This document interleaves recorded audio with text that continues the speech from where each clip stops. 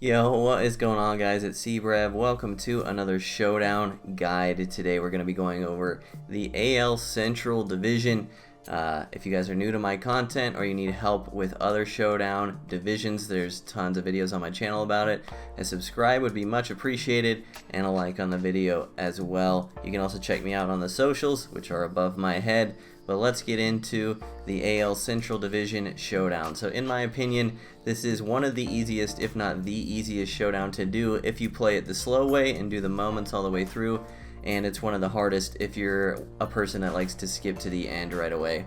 The reason skipping to the end in this division is really difficult is because it's the only division in Stage 1 in the game right now that has different end bosses each time you play through. So every other division only has one boss. This division has 3 bosses as it stands right now, those being Face of the Franchise Matthew Boyd, Prospect Michael Kopech, and Live Series Zack Greinke, who is in a Kansas City Royals uniform as his boss version. So yeah, skipping to the end is tough because you don't know what handedness of pitcher you're going to be facing while you're drafting your silvers and bronzes.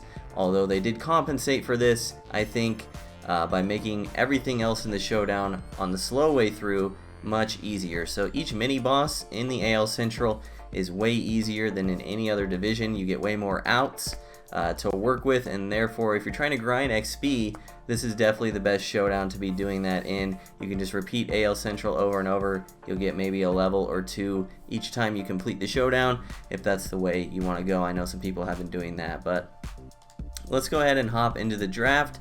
The nice thing about the AL Central is they do have a lot of good switch hitters.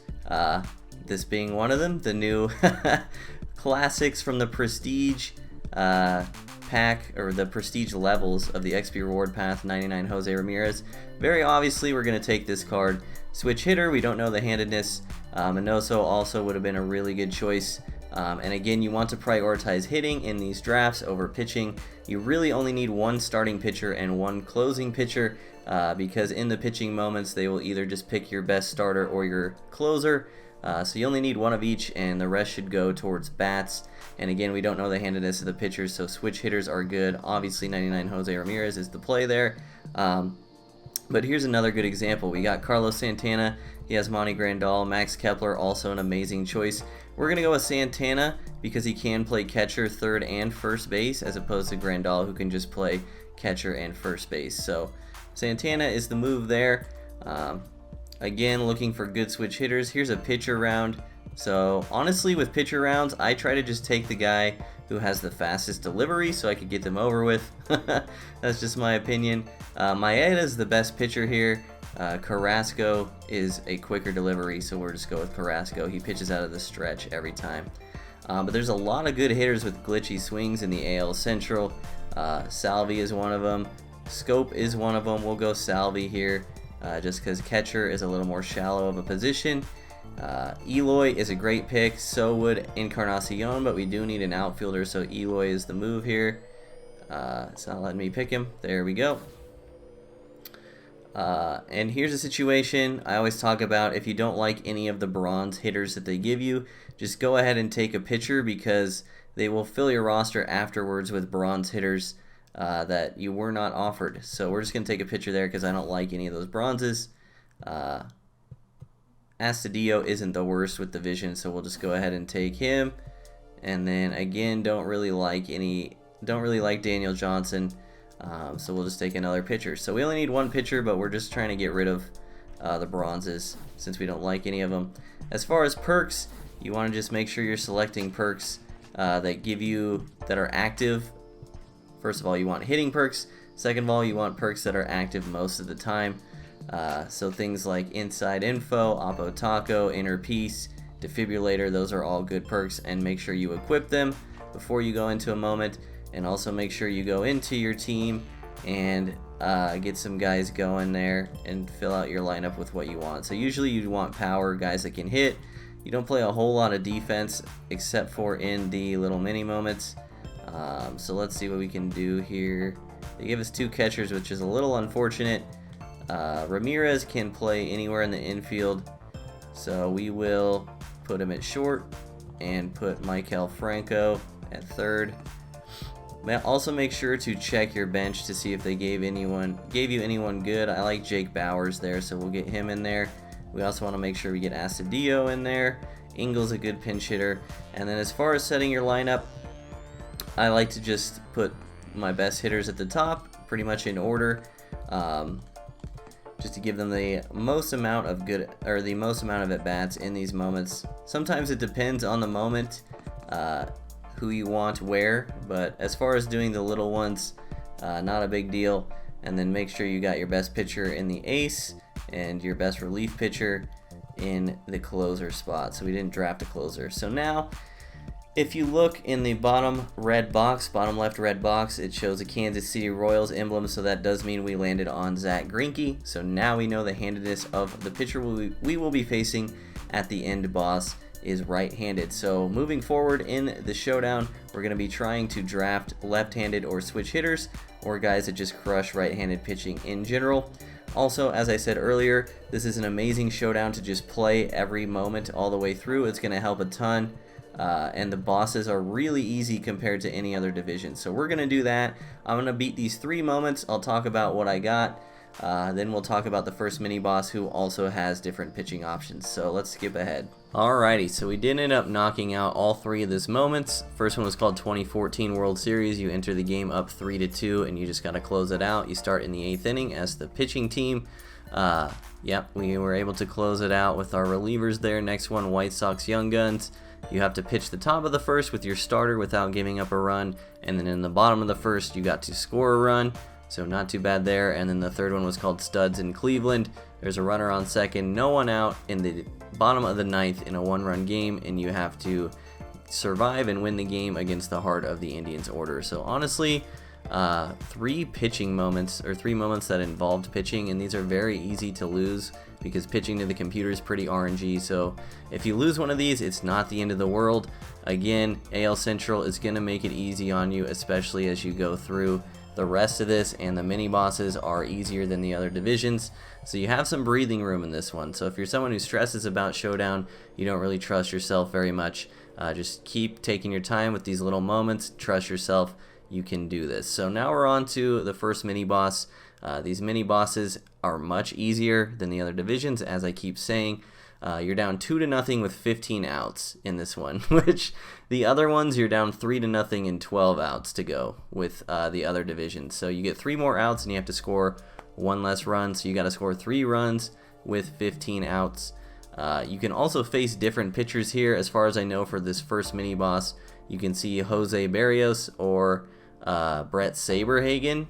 And for the second mini boss, I'm pretty sure you can see Mike Clevenger or Walter Johnson, and we'll talk about that when we get there. But for this one, we loaded into Jose Barrios. Before you go into these boss battles, make sure you are just putting your best hitters that you can find against the handedness of that pitcher in your lineup. Position doesn't matter. You can play people out of position because you are only hitting in the boss battles. So our lineup looks good to me. Let's go ahead and load in. We'll talk about Jose Barrios.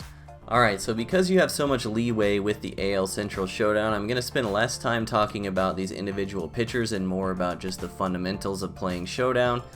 Just make sure you're sticking to the fundamentals. You should be able to knock this out. Those being, try to stay out of double plays as much as possible. Make sure you're taking a decent amount of pitches. You really want to avoid swinging at pitches on the corner, especially with runners on base. That goes hand in hand with staying out of double plays. Play to your perks. So I have Rattled equipped, the silver perk right now. So when people are in scoring position, let's say I have a guy on second base and I hit a single, I want to keep the guy at third instead of sending him home, because that'll leave Rattled active for the next at bat. And that also has synergy with the next point, which is to be hyper conservative on the base paths. You have so many outs to work with in this, you definitely don't want to be giving them away, trying to take an extra base for no reason. Once a guy gets to second base with no force out, he's pretty much guaranteed to score at some point, as long as you get another hit. So make sure you're not running yourself into outs. As far as against Barrios in general, he doesn't throw the hardest and he throws a ton of fastballs. So just try to sit fastball. This boss is on veteran difficulty, so you should be able to catch up with it. If you get Saberhagen, kind of the same thing, doesn't throw very hard, throws you a lot of fastballs. So we're just going to knock this out and we'll catch you in the next third of this showdown. Okay, so we did beat Jose Barrios. Again, we get the 500 stubs at 2000 XP. This is a great way to get XP. We ended up getting Max Kepler for the outfield for our gold player, and for our gold perk we landed on Heart Attack. Heart Attack being the best perk in the game because you are always losing in the boss battles until you tie it up 15 to 15. So great stuff there. Now we just got 3 more moments. These are getting a little more high leverage because 2 of them give you 2 runs instead of 1, as opposed to just 1 of those moments in the first round. So again, take your time, make sure you're beating as many of these as you can, but if you lose one, it's okay. I'm going to try to play all 3 of these and then catch you guys in a sec. Alright, so we did end up beating all 3 of these moments as well. As you can see, if you rack up wins on these little moments, they really add up. We've already added 9 runs to our total at the end, which is going to help a ton, and our lineup is getting much better. So the first one was called Bomba Squad. In 3 innings, quiet their bats while hitting a home run of your own, but you are the away team, so if you can hit a home run in the first inning where you're hitting, you don't actually have to pitch at all. That's what I did. We went yard with Jose Ramirez, so easy one there. Next one, 2015 World Series. Pick up in the 14th and change history, taking the victory away from Kansas City. So it's the top of the 14th in a 4-4 game, and you are hitting, so you just got to take the lead and then close it out. Not too bad there. And then the last one was called 2016 World Series Game 7. We were tied 6-6 in the top of the 10th. You had to take the lead and close it out again. So a lot of hitting and pitching moments in this division. And now we are on to the second mini-boss, who I mentioned it could be Mike Clevenger or Walter Johnson. We landed on Walter Johnson. But again, these requirements are much easier than in the other divisions. So in the other divisions, this boss battle, you're down 3-0. Or you're down 4-0. No, it's 3. You're down 3-0 with 10 outs. So this one you're down 4-0 with 20 outs. So you get 10 more outs to work with, and you only need 1 more run. You've got to score 5 runs in 20 outs, which is more than doable. Keep in mind they have raised the difficulty of this one to All-Star. But let's jump in and I'll talk about Walter Johnson. So we are in here against Walter Johnson. He is a 90 overall. Pretty simple approach versus this guy. He just throws you gas, and his off speed isn't very good, so just make sure you're sitting fastball.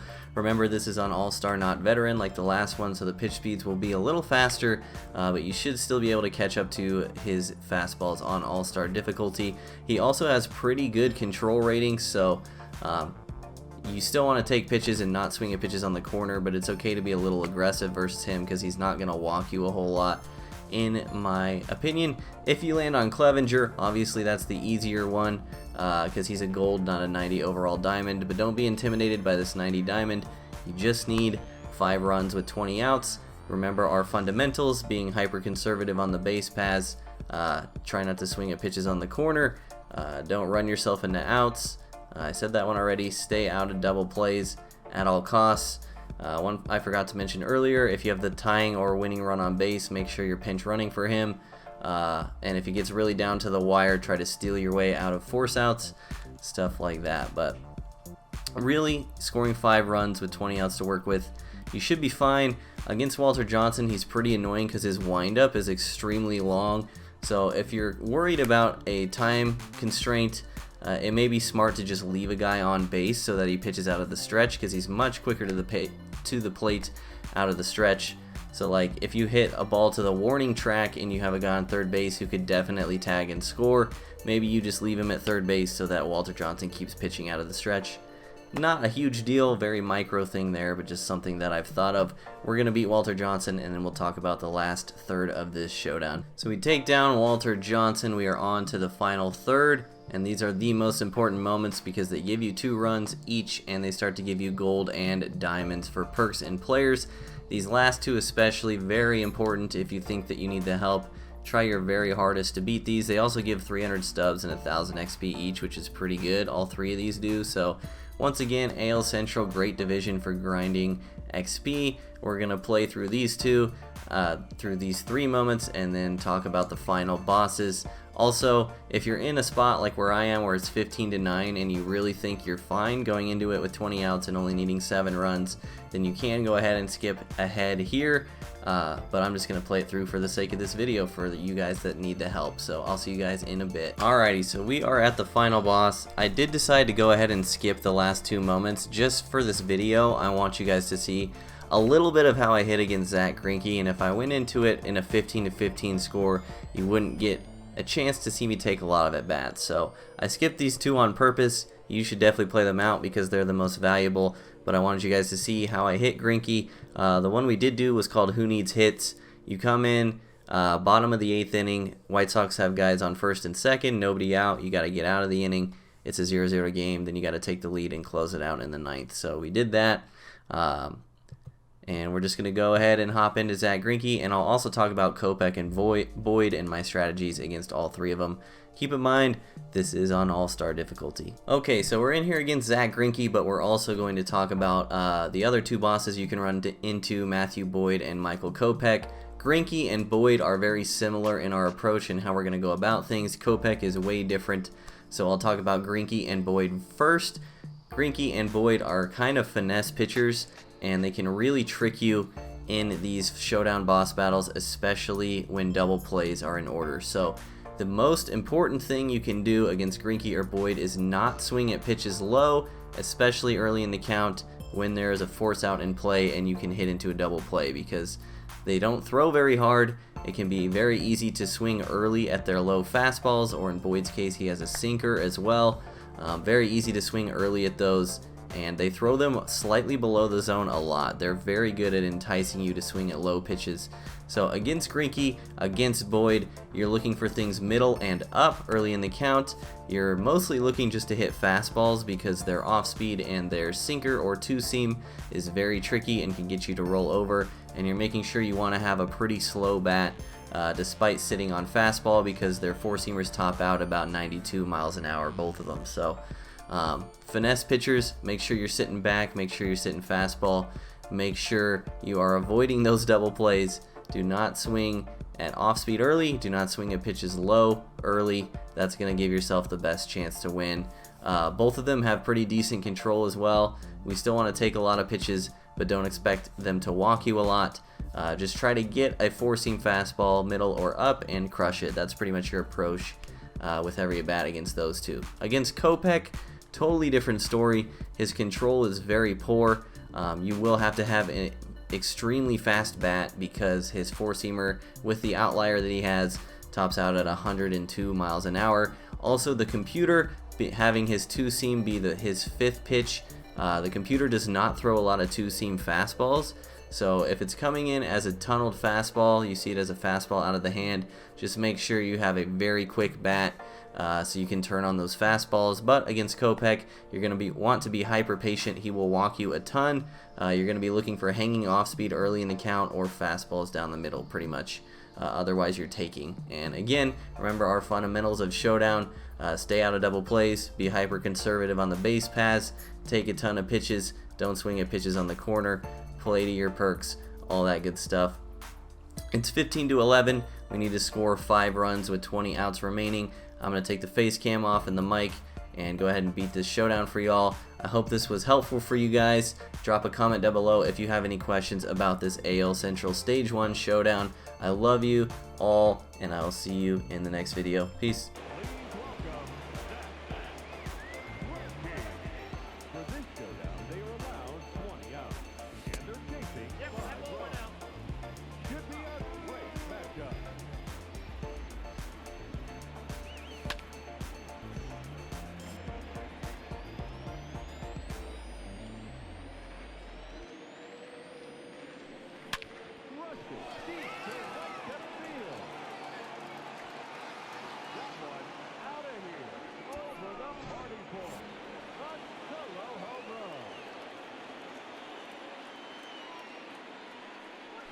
Number 41, Carlos Santana.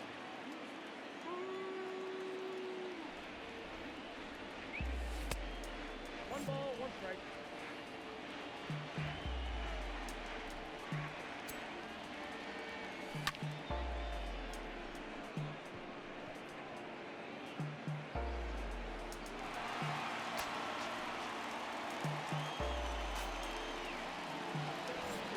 The third baseman, Miguel Verlander.